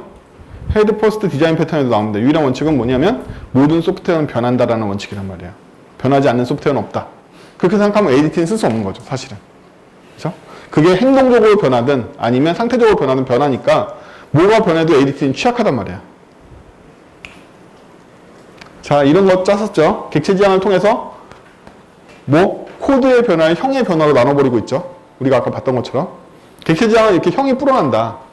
특히 대부분 확장돼요. 이 형에서 더 형이 불어나거나 이 형에서 더 형이 불어나거나 이렇게 형이 불어나겠죠. 왜? if에 대한 케이스만큼을 다 형으로 치환했으니까. 자, 오브젝트 오리엔티드에서는 형을 기준으로 계속해서 연산을 확장해 갑니다. 그쵸? 이게 맞는 표현이죠. 데이터를 기준으로 연산을 확장해 간단 말이에요. 이 연산의 의미는 이 데이터라면 이런 뜻이고 저 데이터라면 저런 뜻이야. 이렇게. 그래서 우리가 저번에 만들었던 페이퍼 인터페이스를 보면, 페이퍼 인터페이스는 아무것도 없는 인터페이스는 하지만 페이퍼를 확장해서 여러 속성과 메소드를 갖는 애를 만들었고, 그쵸? 클라이언트라고. 서버 클라이언트라고, 서버와 클라이언트를 동시에 처리하는 프로젝트를 이렇게 만들었단 말이에요. 그쵸? 이거 2개 이렇게 만들었습니다. 이걸 ADT로 합치면 팀 내에 어떤 사람이 무슨 얘기를 한 거죠? 야, 이건 뻔한데 우리 회사 2개밖에 안 하잖아. 우리 그냥 페이퍼라는 거 하나만 만들면 되지, 이거 굳이 형으로 나눌 필요 없나? 이렇게 얘기를 한다는 거지. 우리 페이퍼 하나 다 처리할 수 있을 것 같아. 그럼 이제 되게 뿌듯해 한단 말이야, 그 사람은. 이걸 2개씩 있고 3개씩 있고 4개씩 있고 번잡한 거를 내가 공통점을 잘 찾아가지고 페이퍼 하나로 이렇게 통일을 했다고 되게 이렇게 막 뿌듯해 한단 말이야. 내가 되게 대단한 일을 했다라고 얘기를 한단 말이지, 보통은. 실제로 그래요. 진심을 굳게 믿고 있습니다. 그럼 우리 똑같은 일을 해보자는 거죠. 이렇게. 그러면 이게 바로 통합되어 있는 페이퍼예요. 그래서 페이퍼 뒤가 다 없어졌죠. 그렇죠? 그러면 여러분들이 이 페이퍼가 극단적으로 보이는 이유가 있어요. 왜죠? 인터페이스가 메소드가 하나도 없었기 때문이죠. 페이퍼 인터페이스에는 메소드가 하나도 정의되어 있지 않았잖아요. 오퍼레이션이. 따라서 우리가 카피해야 되는 범위가 클라이언트 페이퍼 전체, 서버 클라이언트 페이퍼 전체란 말이에요. 그렇죠? 맞죠? 그렇기 때문에 원래 클라이언트 쪽에 있는 거 전체, 라이브러리, 랭귀지, 프로그래머, 서버 클라이언트 쪽에 있던 전체, 클라이언트에 있던 메소드 전체, 서버 클라이언트에 있는 메소드 전체를 다 일로 옮겨와야 돼. 다 일로 옮겨야 돼. 만약에 페이퍼 인터페이스에 많은 메소드가 정의있었다면 그 메소드를 두 개 똑같이 갖고 있었기 때문에 로직적으로 통합해 갔겠죠. 근데 인터페이스에 정의되어 있는 메소드가 없었기 때문에 로직적으로 통합해야 되는 메소드가 없이 다 긁어와서 그냥 붙여놓으면 된단 말이에요. 그래서 ADT를 구성할 때도 추상화되어 있는 사고를 했을 때 추상화되어 있는 인터페이스에 많은 오퍼레이션이 떠오른다면 통합은 더욱더 까다로워져요. 코드 순에 통합을 해야 되기 때문에. 근데 그에 비해서 페이퍼처럼 더욱더 추상적이라서 메소드 몇 개 정의하지 않았다면 통합이 보다 쉬운 편입니다. 중복되지 않으니까 코드로 통합할 게 없거든. 그냥 가져오면 되거든. 그래서 일단 쉽게 보면 통째로 가져왔고 이 안에 상태를 입력한다고 그랬으니까 얘가 클라이언트용이야 아니야 라고 부울림만 줄게. 두 가지 케이스밖에 없었으니까 원래는 훨씬 더 많은 케이스가 오겠지만 그럼 얘는 이 부울림으로 이게 클라이언트 상태인지 서버 클라이언트 상태인지 구분하는 거죠. 여러분 마법은 없어요. 상태가 두 개면 두 개 중에 하나를 가졌겠지. 어떻게 알아? 플래그로 알았겠지.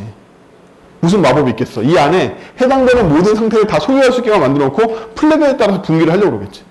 그래서 일반적으로 ADT가 갖는 약점 중에 하나는 데이터가 쓸데없이 많아져. 사실 얘가 클라이언트 모드일 때는 이만큼이 다 필요 없는 거잖아요. 서버 클라이언트 모드일 때는 이만큼이 다 필요 없잖아. 하지만 있어야 돼. 하지만 있어야 돼. 책에서 똑같은 일을 하죠. 책에서 ADT를 사용하고 있기 때문에 어떻게 된다? 정규직 근로자인데도 불구하고 나는 시간의 근무자가 아니야. 시간 근무자가 아니야 라는 쓸데없는 부분값이 존재해야 되고 시간에 대해서 또 존재해야 되고 널로든 뭐든 쓸데없는 데이터가 존재하게 된단 말이야. 나는 이때 이 데이터밖에 필요 없는데 얘가 아닌 걸 증명하기 위해서 얘에 관련된 데이터 다 갖게 된단 말이죠. 이게 또 ADT의 문제야. 이거 ADT 그 자체예요. 이렇게 생겼단 말이야. 실제로. 문제는 이 플래그 변수의 여파가 여기서 끝나지 않아요. 오버라이드 되어 있는 메소드가 없었기 때문에 메소드 내 코드 통합은 없었지만 모든 코드는 다 모든 상태를 커버할 건 바꿔야 돼. 따라서 여기에 모든 메소드는 이게 클라이언트 서버가였던 클라이언트용이었던 무조건 내부 상태에 대한 커버를 할 수 있게끔 바꿔줘야 돼요. 게다가 컨텍스트를 보면 얘는 클라이언트 서버일 때 작동하는 거고 얘는 클라이언트에 작동하는 거죠. 내부에 감췄잖아요. 이게 ADT의 추상화인 거예요. 내부 상태를 외부에 보여주지 않고 내부에 처리를 했단 말이죠. 그렇죠? 클라이언트 전용 프로젝트일 때는 얘를 쓰는 거죠. 근데 문제가 뭐다? 아까 그 그레이에 초록색만 들어있던 거 기억나세요? 얘네들이 클라이언트 서버 페이퍼가 됐든 클라이언트 페이퍼가 됐든 잘 작동하는 메소드인가요? 아니죠. 암묵적으로 뭘 나타내고 있다? 얘네 둘은 클라이언트 서버 이 프로젝트일 때만 작동하는 거고 얘는 클라이언트 프로젝트일 때만 작동하는 걸 나타내고 있죠. 얘를 만약에 클라이언트 서버라고 인식하고 이 메소드를 호출하면 아무 작동도 안 하잖아요. 숨겨져 있단 말이에요.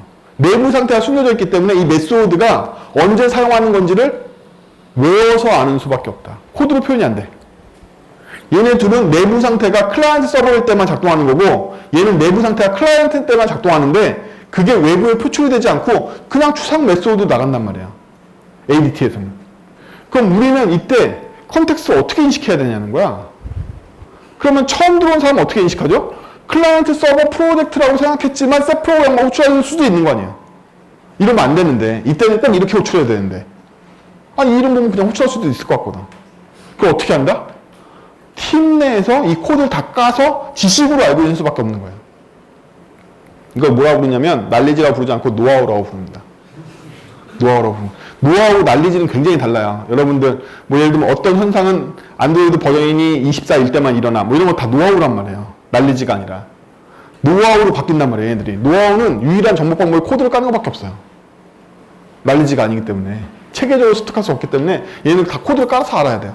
그러면 숙련된 개발자는 클라이언트 서버가 이거 is 클라이언트가 펄스일 때만 얘네 둘을 호출하고 true일 때 얘 호출하려고 그럴 거예요. 하지만 처음 보는 사람은 코드로 그걸 파악할 수 없다. 그러면 처음부터 뭐가 잘못된 거다? 이 메소드들이 클라이언트가 true 펄스일 때 다 반응하는 컨텍스트를 깨먹고 얘는 빨간색일 때만 얘는 하늘색일 때만 반응하게 만들어놨기 때문인 거죠. 이게 바로 ADT의 더 큰 문제점인 거예요. ADT에 등장하는 메소드는 추상화되어 있지만 형은 인식 안 하면 되지만 실제로 그 메소드가 사용되는 컨텍스트는 달라진다. 내부 상태에 따라서. 그걸 배제하는 유일한 방법은 모든 메소드가 균질한 컨텍스트 즉 is 클라이언트가 true나 false나 상관없이 잘 작동하는 메소드만 갖고 있어야 된다는 거예요. 그게 아까 그림에서 봤던 그거죠. 응? 그레이, 초록색이 나오면 굉장히 어려워지는 이유. 컨텍스트가 달라가지고. 근데 왜 어렵다? 외부에는 하나의 형의 하나의 추상화된 메소드 보이니까 인식할 방법이 없는 거죠. 그렇다는 얘기는 내부의 메소드가 무조건 잘 해줘야 되는 거야. else일 때, else일 때, else일 때 다 해줘야 되는 거지. 그렇죠? 이게 ADT로 통합했을 때 굉장히 어려워지는 점이에요. 하지만 뿌듯한단 말이야. 이거 한 사람들은 대부분 다. 쓸데없이 코드 줄이고 얘네들은 쓸데없이 왜 이렇게 형을 많이 만들었어. 아 이거 페이퍼 하나면 될 것 같은데 이렇게 줄여. 됐잖아. 이렇게. 자, 페이퍼 통합했고 프로그래머, 프론트엔드 개발자는 랭귀지와 라이브러리를 갖고 있고 이번에는 인터페이스가 있었죠. 메이크 프로그램이라고. 메이크 프로그램 페이퍼가 오면 페이퍼를 원래 인스턴스로 인식했었는데 이제 이거 못 쓰게 됐죠. 페이퍼가 추상형이 됐으니까 하나의 ADT가 됐으니까 이제 일로 못 써요. 이거는 OOP를 쓸 때만 쓸 수 있는 코드예요. 그렇죠? 우리는 페이퍼가 하나로 통합됐기 때문에 더 이상 이런 코드를 못 쓰게 된단 말이죠. 백엔드일 때 마찬가지로 이런 코드 못 쓰게 되겠죠. 백엔드일 때는 또 이런 지식을 쓰고 있는데 그것도 못 쓰게 될 테고. 자, 이걸 통합해보죠. 아까 거는 인터페이스에 오퍼레이션이 하나도 없었던 페이퍼를 통합한 거였고 이번에는 오퍼레이션 메이크 프로그램이 있는 걸 통합하려고 그러는 거죠. 그렇죠? 자, 통합해보면 프로그래머가 프론트엔드 개발자인지 아닌지에 대해서 상태가 두 가지로 나눠졌으니까 클래스형을 제거한 대신에 플래그 변수가 들어가게 되죠. 그건 그렇다 쳐. 그럼 일단 무조건 다 카피해오겠죠. 어떻게? 랭귀지가 아까 있었단 말이에요. 그쵸? 랭귀지가. 근데 랭귀지는 서버 개발자에도 랭귀지가 있었고 백. 서버 개발자에도 랭귀지가 있었고 또 백. 프론트 개발 다음. 프론트 개발자에도 랭귀지가 있었단 말이죠.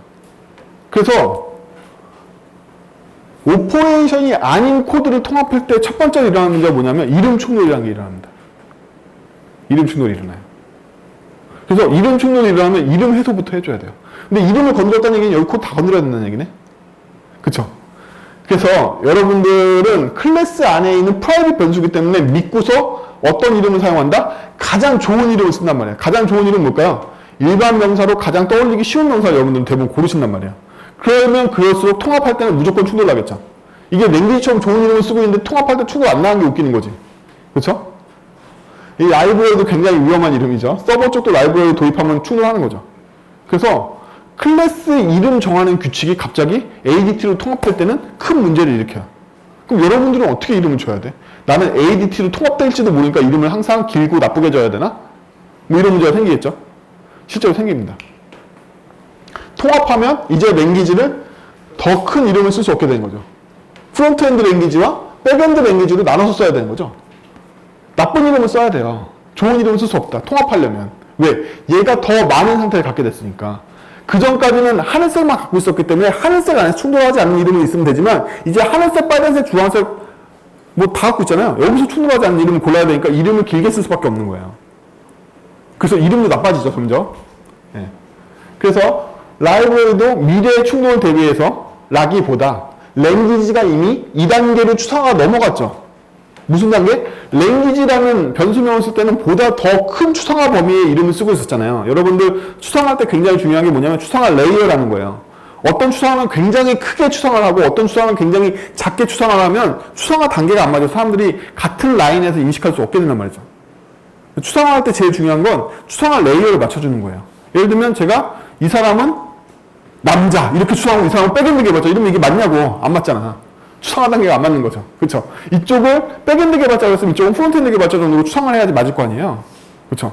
추상화 단계가 안 맞게 된단 말이에요. 이쪽은 프론트 랭귀지, 백엔드 랭귀지인데 여기 라이브러리를 쓰면 추상화 단계가 안 맞게 된단 말이지. 추상화 단계는 객체 클래스 구조에서만 나오는 게 아니라 변수 이름이 됐든 함수의 추상화 정도가 됐든 시그니처의 추상화가 됐든 다 맞춰줘야 된단 말이에요. 안 그러면 우리는 인식할 수 없게 돼요. 여기가 프론트엔드 랭귀지로 바뀌었기 때문에 얘도 더 이상 라이브러리라는 더 큰 추상화 이름을 쓸 수 없게 된 거죠. 그래서 얘는 이걸 바꾸는 순간 이미 바뀌었어야 된 거야. 프론트엔드 라이브러리로. 엔드가 없네. 어쨌든. 그 다음에 서버는 중립적인 이름이니까 아직 남겨둔 거죠. 백엔드 서버라고 써야 되는지 프론트엔드 서버 해야 되는지 이때 망설인 거죠. 원래 프론트엔드 서버, 백엔드 서버를 더 써야 될 수도 있어요. 프론트엔드 서버가 따로 있다면. 그렇죠? 백엔드 랭귀지 이렇게 해서 통합했죠. 벌써 이때만 해도 이름 충돌을 계산해야 되는데 이걸 다 어떻게 해야 된다? ADT를 통합할 때 사람이 손으로 수동으로 해야 되는데 실제로는 어떤 일이 일어난 거죠? 시간적인 일이 일어난다. 하늘색, 다음에 주황색, 다음에 빨간색이 나올 때마다 앞에 이름들이 다 갈려. 통합할 때마다. 이게 두 번째 ADT의 문제점이야. ADT가 시간순으로 상태를 추가하면 코드가 다 갈린단 말이에요. 상태 때문에. 이름이 충돌해서. 그럼 여러분들은 평소에 이름 어떻게 짓게 된다? 엄청 방어적으로 20자 이내로 짓지만 이렇게 된단 말이에요. 제가 농담하는 거 같죠? SI 현장에 가면 변수명 20자 이내로 못 짓게 하는 팀 되게 많아요. 진심 여러 번 당했어요. 제가 SI 현장에서 변수명 20자 이내로 못 짓게 하는데 되게 많아요. 됩니다. 자, 그러면 이제 얘는 부울린을 통해서 얘가 백엔드 개발자인지 프론트엔드 개발자인지 알게 되는 거죠. 그렇죠? ADT니까 모든 개발자의 포괄하는 추상형을 하나 만들었잖아요. 그렇죠? ADT니까. 자, 그럼 메이크 프로그램은 이제 코드 수준의 결합을 해야 되는 거죠. 코드 수준의 결합을 해야 돼요. 코드 수준의 결합은 그렇게 어렵진 않아요. 왜? 상태에 따라서 프론트엔드 거 가져오고 프론트엔드 거 아닌 거 가져오면 되니까. 그렇죠? 그래서 원래는 이게 두 개의 함수로 나눠져 있던 게 이제는 if를 통해서 하나의 함수에 다 모여들었죠. 이게 바로 지식의 통합이라는 거예요. 그전에는 클래스마다 분산되어 있던 지식 두 개가 하나의 지식으로 뭉쳤잖아요. 이게 ADT 신봉자들이 가장 강조하고 잘 만들었다고 자기들이 오해하는 것 중에 하나인 거야. 이 안에 이거 다 만들었어. 모든 경우의 수가 눈에 다 보여. 여기서 다 처리할 수 있어서 이렇게 얘기한단 말이에요. 잘 된 게 아닌 거죠. 이 안에 지식은 다 모이긴 했어요. 노하우가. 자, 그러면 프론트 랭귀지하고 프론트 라이브러리를 정해야 되고 서버하고 백엔드 랭귀지를 정해야 된단 말이에요. 페이퍼를 통해서. 페이퍼에 뭘 통해서 정할까요?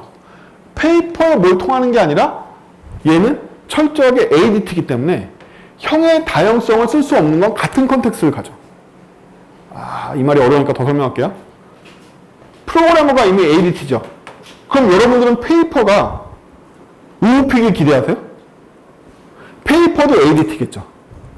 ADT의 두 번째 문제는 뭐냐면 OOP처럼 형을 결합할 수가 없다는 거예요. 무슨 얘기냐? OOP에서는 나도 다양성을 쓰기 때문에 받아온 페이퍼도 다양성을 이용하려고 한단 말이에요. 근데 ADT는 상태를 내부에 감추기 때문에 ADT의 상태는 바깥쪽에서 볼 수 없어. 따라서 나의 상태를 사용해서 분리할 수밖에 없는 거야. 그러면 이 페이퍼가 뭐든 간에 나의 상태가 프론트엔드 개발자라면 페이퍼한테 프론트엔드용 랭귀지를 요청하는 식으로 기능으로 요청을 바꿔줘서 추상화를 바깥쪽에 내보내서 기능 추가를 유도하게 된단 말이에요. 우리 원래 이 안에서 뭐 하고 싶다? if 프론트엔드인데 if 페이퍼가 클라이언트라면 이렇게 분리하고 싶어. 하지만 얘의 상태는 볼 수가 없다니까? 이 안이 클라이언트인지 클라이언트 서버인지 보면 안 되죠. 추상 ADT에서는. 내부의 상태를 감춘다며. 얘만 알고 있다며. 우리는 그냥 이 페이퍼를 보겠다며. 그럼 얘가 프론트엔드용인지 아니면 서버 클라이언트용인지는 이 페이퍼를 보고 모른다는 뜻이잖아요. 그럼 우리는 얘한테 떠넘겨서 요청할 수밖에 없는 거예요. 네가 누군지는 모르겠지만 너는 추상화되어 있는 페이퍼형이니까 나한테 프론트엔드 랭귀지나 프론트엔드 라이브러리를 줄 수 있지 않을까? 이렇게 요청할 수밖에 없는 거죠. 이게 사실은 더 중요한 거예요. ADT에서. ADT는 안에 상태를 볼 수 없기 때문에 페이퍼가 클라이언트일 때랑 클라이언트 서버일 때를 구분하는 게 외부에서는 불가능하단 말이에요. OOP에서도 비슷하지 않나요? 비슷하게 뭐가 비슷해? 다양성을 쓸 수 있는데. OOP는 다양성을 쓸 수 있잖아. 알고 있단 말이지. 얘가 뭔지. 하지만 얘는 모른단 말이야. 이 페이퍼가 뭔지 몰라. 그러니까 페이퍼한테 통합 기능을 요청하는 수밖에 없는 거예요. 이게 ADT 연쇄야. ADT는 여파가 벌써 끝나지 않아. 계속 일어난단 말이에요. 그러면 프로그램을 만들자마자 ADT에 이 두 개의 메시지가 추가로 더 필요하게 됐네요. 뿐만 아니야. 여기 왔더니 백엔드일 때 내가 프론트엔드 개발자는 백엔드 개발자일 때도 더 이상 페이퍼를 다양성으로 나눌 수가 없으니까 얘한테 내가 원하는 걸 요청하는 추상 메시지를 또 만들게 돼요. 그러면 벌써 이게 뭘 유도하고 있죠? 이게 뭘 유도하고 있냐면 프론트엔드 개발자일 때는 얘를 요청하고 백엔드 개발자일 때는 얘를 요청하니까 이미 메소드가 파편화된 거죠. 뭐에 따라서? 프로그래머의 타입에 따라서 메소드를 호출하는 그룹이 달라져 버린 거잖아요. 아니 나는 A형, B형, D형, C형에 대응하는 통합적인 메소드를 ADT가 만들어줘야 된다며. 아니 부르는 내가 아예 그렇게 안 불러. 클라이언트일 때랑 서버일 때랑 다르게 불러. 그럼에도 불구하고 통합 메소드를 부르는 수밖에 없어. 페이퍼를 구분할 수 없으니까. 그쵸? 이게 ADT를 연쇄하면 계속 일어나는 일이에요. 그럼 ADT에서 만들어진 이 메소드들은 내부적으로 더욱더 심각한 문제에 당면하게 되겠죠. 그쵸? if가 중첩되면 중첩될수록 ADT에서는 중첩된 if에 중첩을 더 만들게 된단 말이에요. 이미 여기서도 if가 나왔는데 이 안에 가면 또 if가 나오겠죠. 그쵸? 그래서 프론트엔드일 경우에 make front 프로그램을 하고 백엔드일 때는 make 백엔드 프로그램을 하는 병합도 같이 했죠. 우리가 플래그 변수를 도입하면서 ADT가 돼서 내부 상태를 관리한다는 건 저만큼의 조건이 추가적으로 내부에 도입될 뿐만 아니라 얘네들이 추가적으로 페이퍼한테 요청하게 되는 기능 확장을 일으킨다. 그러면 ADT로 페이퍼 만든 사람이 뭐라고 하지 알아? 걱정 마. ADT는 기능 확장은 되게 잘 돼. 이렇게 얘기를 한단 말이지. 진짜요. ADT는 그레이 만드는 건 껌이야. 뭐 4개 만들어주면 되나? 4개 만들어주면 되지. 이렇게 얘기한단 말이에요. 이렇게 만들어준단 말이야. 그럼 이 안에 어떤 일이 생겼는지 볼까요? 다시 클라이언트 프로젝트인지 아닌지에 따라서 프론트엔드 랭귀지를 주는 방법이 달라져. 다시 프론트엔드 라이브러리도 클라이언트 프로젝트인지 아닌지 또 달라져. 게다가 널이야. 컨텍스트가 달라졌죠, 이 두 개가. 우리는 원래 두 케이스 다 커버해야 된다며. 근데 이 케이스에서는 이게 true일 때 false일 때 다 커버하고 있지만 얘는 이때 널이잖아. 줄 방법이 없으니까. 얘도 널이야. 얘도 널이야. 그쵸? 얘네 두 개는 뭐다? 얘는 클라이언트일 때는 널을 주니까 서버일 때만 작동하는 메소드가 된 거고, 얘는 클라이언트 때 작동 안 하고, 얘도 서버 전용인 거고, 얘는 클라이언트 전용인 거고, 얘는 양쪽으로 작동해. 아까 그랬던 ADT 함수처럼 안 되잖아. 원래는 두 개의 케이스를 다 커버하는 함수들만 만들어야 된다며. 다 짝짝이를 만들 수밖에 없게 만들잖아. 얘도 사실은 짝짝인데 L 쓸 데가 없으니까. ADT는 자동으로 그 함수를 만들 수 없게 만드는구나. 그래서 형이 확정되고 프로세스 확정돼도 ADT 쓰면 안 된다는 거예요. ADT 쓰면 이 일이 계속 일어나서 이 메소드가 엄청 넘쳐나게 돼요. 그럼 여러분들 메소드가 널이 됐든 뭐가 예외가 됐든 이 모양을 갖고 있다. 안의 상태 때문에 리턴한 값이 이렇게 됐다. 전부 다 ADT인 거야. 이미 그걸로부터 ADT인 걸 알 수가 있어. 여러분들은 저처럼 OOP를 만든 걸 가지고 통합하지 않았잖아요. 처음부터 이렇게 짜신단 말이에요. 내가 이걸 ADT로 짰나? 의심할 부분이 굉장히 많다는 거지. 메소드가 비대칭적으로 작동하고 있어. 컨텍스트가 달라져. 이미 알고 있는 거예요. 그러니까 여러분 눈에 안 보이지만 ADT와 OOP를 굉장히 많이 다루는 사람은 코드를 보자마자 야 이거 객체지향으로 짜. 그러면 되든단 말이지. ADT로 짰는데 객체지향인지 굉장히 헷갈린단 말이죠. 이렇게 해서 이거 영어로 보여드리는 거예요. 이렇게 된다는 거죠. 이거 안 할 방법 없었죠? 이거 안 할 방법 없었죠? 안 할 방법이 없단 말이에요. 우리는 페이퍼의 형을 모르기 때문에. 아까까지는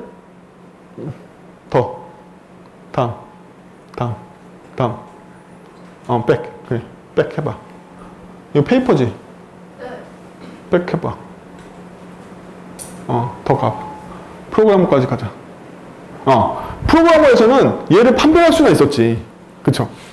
얘를 판별할 수가 있었지. 그러니까 이런 걸 쓸 수가 있지. if가 없이. 지금 판별도 못 하잖아. OOP를 한 번 포기하고 한 번이라도 ADT가 나오면 ADT 안을 볼 수가 없다는 게 수상화된 게 장점이 아닌 거예요. 왜냐하면 객체 간에 통신을 해야 되니까. 안을 볼 수 없다는 게 장점만은 아닌 거야. 그래서 결국에는 이 사단을 일으키게 되고 쓸데없는 수상화를 하게 되고 왜 쓸데없다고 부르죠? 이미 이 코드 안에 보이는 거죠. 여러분 다 코드 힌트가 있어요. 여러분 짠 게 ADT인지 아닌지는 어떻게? 컨텍스트가 3파선 기준으로 분단됐다. 얘를 부르는 컨텍스트와 얘를 부르는 컨텍스트가 이미 상태를 기준으로 분단됐단 말이에요. 3파선이 흐르고 있잖아. 얘네들은 다른 컨텍스트를 쓰고 있잖아. 다른 컨텍스트에서 부르고 있는 메소드가 있다는 것 자체가 이미 이 메소드의 분단을 일으킨단 말이지. 부르는 상황이 틀리니까. 제가 똑같이 앞에 있는 사람 불러도 이 사람 부르는 컨텍스트에 따라서 이 사람 왜 부르는지가 달라질 거 아니야. 그쵸? 그럼 그 부르는 메소드 이름이 그 컨텍스트를 가정하고 있기 때문에 제가 오늘 스터디 시간에 이 사람 부를 때 쓸 수 있는 메소드랑 이 사람을 연봉 협상 테이블에 있을 때 부를 수 있는 메소드랑 다 다를 거 아니야. 그럼 그 메소드는 다른 컨텍스트는 작동 안 할 거 아니야. 이미 이 코드가 그걸 유발하고 있는 거야. 얘가 if로 한쪽을 너를 리턴하게끔 유발하고 있는 거란 말이지, 이미. 코드가 벌써 이렇게 생기면 이게 if였던 컨텍스트를 불기하는 다른 뭐였던 간에 이렇게 된 상태에서 ADT에 뭔가를 호출하고 있으면 이미 그 ADT의 메소드는 사단 난 거예요, 이미. 멀리 갈 필요도 없는 거야. 이미 사단 난 거야, 얘네들은. 그러니까 결과적으로 ADT에 추가되어 있는 메소드들이 다 이렇게 사단이 나는 거예요, 자동으로. 컨텍스트가 달랐기 때문에. 오히려 이놈이 더 에러야. 이놈은 보면 get front end 랭귀지를 얻을 때 이제 얘가 박쥐처럼 보이는 거죠. 얘는 클라이언트 쓸 때 슬그머니 이거 주고 클라이언트 서버일 때 슬그머니 이거 주잖아요. 오히려 이놈이 더 이상해 보이는 상황이 된 거죠. 나중에 이거 ADT 여러분 짜신 거 보면 어떻게 되는지 아세요? 클라이언트일 때 널 보내야 될 끼리 이렇게 모아놨어. 서버 클라이언트일 때 보내야 될 끼리 모아놓고 나중에 코드 보면 그렇게 만들어요. 본인도 헷갈리니까.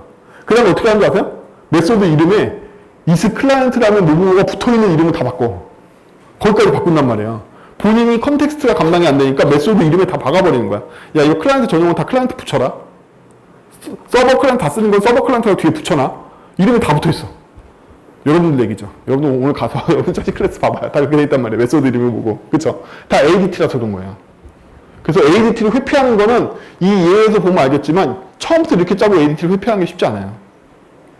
근데 현실은 여러분들이 객체 지향 분석을 통해서 차근차근 인터페이스부터 만들어가는 게 굉장히 어렵기 때문에 어렵다고 했죠? 3년 이상 걸린다고. 빠르면 3년, 늦으면 5년 걸린단 말이에요. 과정이 괴롭잖아. 괴로운 사이에 뭐하고 있을까요? 다 이렇게 짠단 말이지. 다 ADT를 짜고 있어. 그래서 ADT는 2차에서 짧게 나오지만 굉장히 심각하게 여러분들이 객체 지향을 착각하고 있는 모양이란 말이에요. 대부분 ADT로 돼 있어요, 실제로. 그래서 이걸 고치기가 굉장히 어려운 거죠. 여러분 처음부터 이 페이퍼와 이 프로그래머를 봤다라면 이걸 가지고 처음에 저번 시간에 제가 만들었던 형태로 바꿀 수 있을까요? 물론 바꿀 수 있지만 굉장히 어렵겠죠. 더 무서운 거는 디렉터 코드가 그렇게 이상해 보이지 않는다는 거야. 디렉터 코드를 보면요. 페이퍼의 형에 따라서 형으로 들어온 페이퍼에 따른 여러 가지 장치들을 걸고 있습니다. 코드가. 그쵸? 근데 ADT로 바꿔도 코드가 크게 달라지잖아요. 근데 디렉터에서 접근하려면 누가 뭐래도 반드시 페이퍼에 내장을 까는 수밖에 없어요. 그쵸? 외부에서 페이퍼를 바라볼 때 페이퍼에 기준한 무언가 행동을 하는 게 생긴다라면 이 전체를 페이퍼에 옮겨줄 방법은 없죠. 왜? 디렉터마다 이 코드가 달라지니까. 그러면 얘가 이 코드를 가져야 되는 건 명백해. 하지만 얘가 이 코드를 나누는 기준이 페이퍼의 타입을 모르고서는 나눌 수가 없게 되잖아요. 필연적으로 이제 처음에 달성하려고 그랬던 추상 ADT의 상태를 외부에 보여주지 않아. 마저도 무너뜨리지 않고서는 외부에서 경우에 따른 코드를 붕괴할 수도 없는 거죠. 왜? 아까 프로그래머가 정리했던 set 어쩌고저쩌고 시리즈처럼 이거를 누가? 더 이상 페이퍼가 가져갈 수 없으니까. 페이퍼가 가져갈 수 있는 건 그럼 뭐였나요? 기껏해야 get 시리즈밖에 없는 거죠. set은 다 못 가져가요. 왜? set이야말로 이 디렉터 클래스가 따로 존재하는 이유거든. 여기야말로. 그쵸? 그래서 ADT는 기껏 해봐야 내부 상태를 감출 수 있는 한계가 뭐밖에 안 된다? get밖에 안 돼요. 고작해야. 응? 왜? 이 set은 본인의 속성에 대한 set이니까 노출할 수 있는 거지 get은 그나마도 추상화해서 가져가면 널이라도 리턴하지. 그쵸? 근데 디렉터는 원래 이게 하는 일이죠. 이게 바로 디렉터 클래스가 하는 일이잖아요. 이거를 어떻게 페이퍼에 옮기실 거예요? 못 옮기잖아요. 그럼 페이퍼를 못 옮기는데 이 메소드 이만큼을 페이퍼로 옮길 수는 없는데 이게 디렉터의 존재 의미니까. 그러면 얘네들을 어떻게 붕괴할 거야? 내장을 까는 수밖에 없다. 이제 ADT의 진짜 목적이었던 내부형을 캡슐하는 것도 다 깨졌네. 그쵸?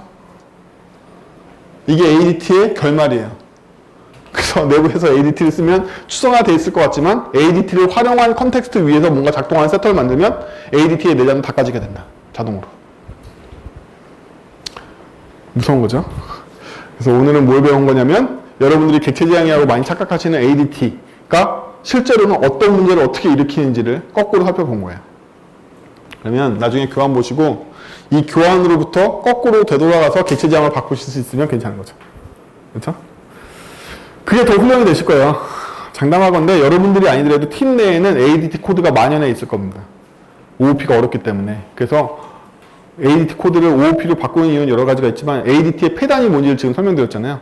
캡슐화를 다 깨먹었고 데이터 은닉도 다 깨먹었고 그 다음에 컨텍스트가 일치하지 않는 게토도 엄청나게 양산하게 되고 결과적으로는 본인의 상태도 추상하는 데 실패하고. 그쵸? 그래서 ADT는 폐단이 굉장히 많기 때문에 쓰면 안 돼요. 어떠한 경우에서도. 그래서 이 책에서는 기능 확장이 중심이고 컨텍스트가 안정화되어 있다면 ADT도 쓸만하지라고 나왔지만 사실은 그거는 독립객체로 존재하고 있을 땐 몰라도 객체 간 통신에 참여하는 순간 그건 성립하지 않는단 말이죠. 심지어 제가 오늘 뭘 보여드린 거냐면 ADT만 있는 세계에서 통신할 때는 어떻게 돼도 보여드린 거예요. 더 끔찍해. 그쵸? 이럴 거면 페이퍼라도 객체장을 만들어 놓고 뭐 이런 느낌이란 말이지. ADT끼리 통신해도 더 끔찍해진단 말이에요. ADT는 지네끼리 통신하면 더욱더 끔찍해져요. 그냥 중간에 OOP가 완화시켜줘서 괜찮은 거지 ADT끼리 있으면 더 심해져. 결국엔 다 OOP로 만드는 게 정상인 거죠. 그렇죠? 오늘은 제가 짧게 하려는데 9시 반이네. 자, 오늘 여기까지 정리해서 7장 진도 나가고요. 다음 주에 9장, 10장 나가는 걸로 하겠습니다. 수고하셨습니다.